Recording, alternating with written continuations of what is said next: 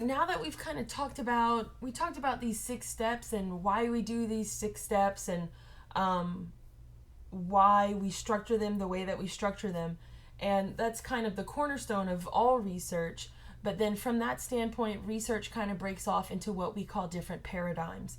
That first paradigm, which is our traditional paradigm, is quantitative research. Probably help if I was on the right slide. There we go. The first one is quantitative research. And quantitative is what we do when we're dealing with numbers. When we're looking at statistics and we want to show trends and we want to see if one group is statistically different from the next. This is the type of research where you're going to use that terminology that you covered in 607, 608, and 609. And this is kind of the traditional original research. It is the most hard science based, I guess, and traditionally considered the more objective of the two varieties, the two major varieties that we're going to look at, because it's based on numbers. It's not based on people's ideas and opinions and perceptions. It's numbers, and for that reason, it seems it had a stronger background and as far as people seeing it as a credible way of doing research. So, what we do whenever we're looking at the quantitative research and its major characteristics is to describe a research problem through trends and relationships, kind of see how these variables are related, provide a major role for the literature to suggest questions and justify the research problem. We really look for the literature to tell us what we need to be studying here. You don't have to, just in relation to qualitative, you'll see that there's a stronger use of the literature in quantitative research rather than qualitative.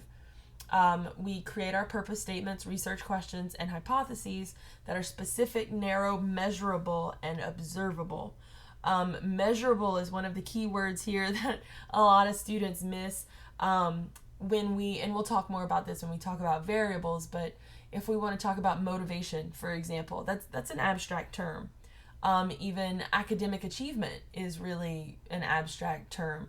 We measure it by looking at GPA and maybe ACT scores, but that's a way that we operationalize that variable, how we make something that's kind of vague and abstract concrete when we're doing research. However, there's always the assumption that GPA is a good estimate of academic achievement. Maybe it is, maybe it isn't, maybe it's part of a bigger picture. So these are all things that we're going to kind of deconstruct as we move through quantitative research.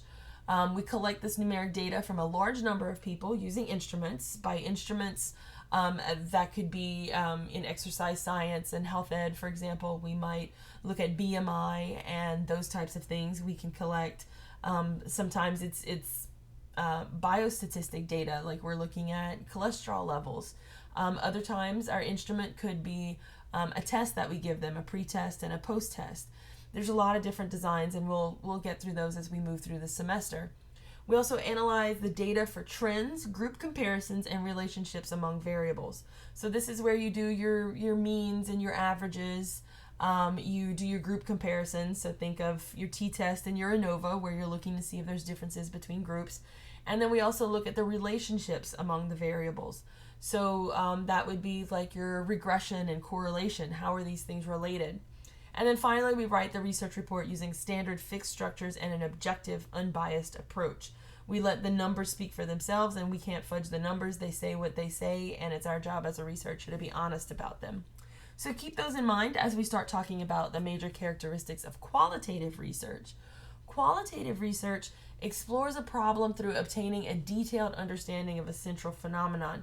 It's a little more vague in its questioning than quantitative is, and it's going to use words as data rather than numbers. The literature justifies the problem, but it plays, I don't want to say a minor role, but a more minor role than it does in quantitative. We want to state the purpose and the research questions in general, open-ended ways.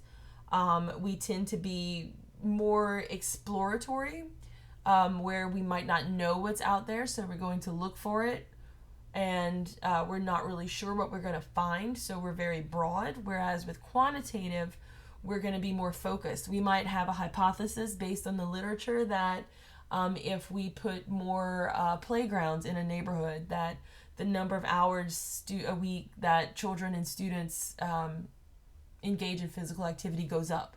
That's a hypothesis. We're hypothesizing what we expect to see happen based on the literature. Qualitative research might say something more vague, like what are the effects of putting a playground in a underserved neighborhood or a very urban neighborhood that doesn't have a lot of like fields and grassy areas where kids can play outside. It's a lot more vague, where we'd be going observing and looking for those.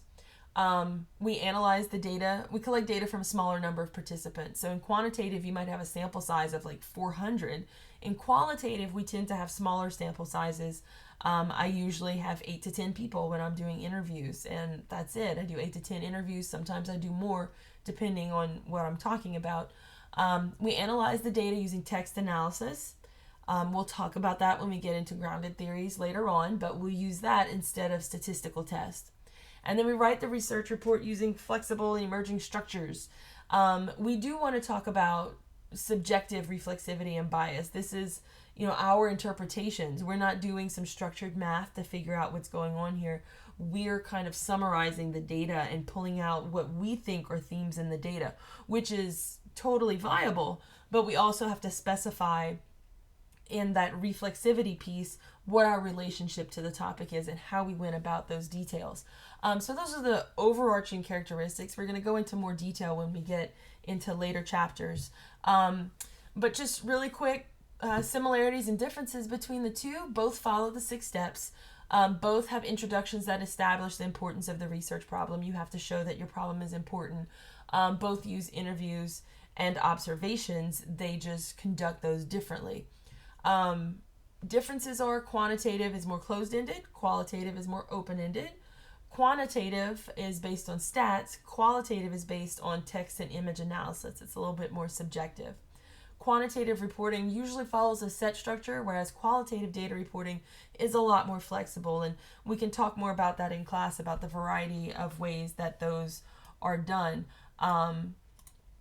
But when you're deciding whether or not to use quantitative or qualitative, I can't stress enough that the design, like what you use, follows the question. The question dictates what you use. You don't pick a design that you want to do and then try to find a question that goes with it. First, ask yourself, what are you really interested in? If that's a quantitative question, study it quantitatively. If it's qualitative, study it qualitatively. Or you can be really creative and do mixed methods where you're combining both of them, and we'll talk more about that in class. And I encourage you to take 792 Mixed Methods Research. It's a fun class. So match it to your research problem, fit the type of research to your audiences. If you're in education or evaluation, you're going to want to do something with more of an action research slant.